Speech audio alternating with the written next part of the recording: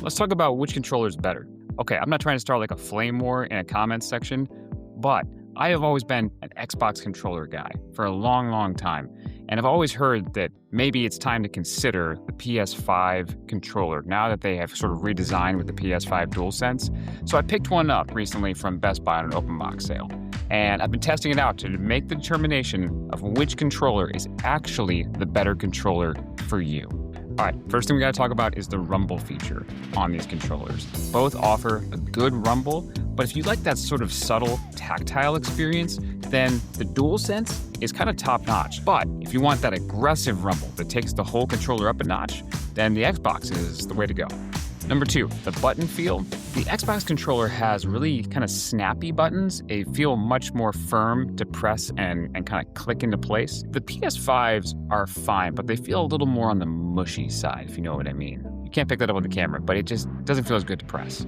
Now that being said, the D-pad on the PS5 controller, that's nice. I'd say the D-pad is actually nicer on the PS5 controller than it is on the Xbox controller. So if you play a lot of fighting games that use that D-pad, maybe that's the way to go. Number 3, the sticks. So obviously on the Xbox controller, you've got offset sticks on this thing. On the PS5 controller, they're right in line with each other. Now, a lot of that's going to come down to personal preference, to be honest with you. Some people like it offset, some people like it right in line with each other. I've always been the Xbox guy, so I've always preferred it offset. That being said, I have been playing more with this PS5 controller, and it's growing on me a lot. Matter of fact, I really think the redesign they did for the PS5 controller is maybe the best Sony controller they have ever had.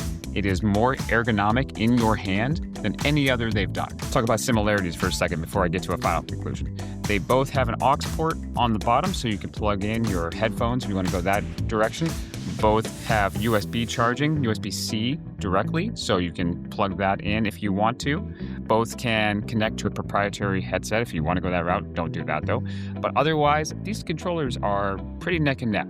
So what do I think you should do? This is close, really close. Matter of fact, it's way closer than I thought it would be. At the end of the day, I think it comes down to what you're most accustomed to, but for my money, I'm going with the Xbox controller. Not by a lot. I mean, literally, it's this close. What do you think though? Which one would you go with?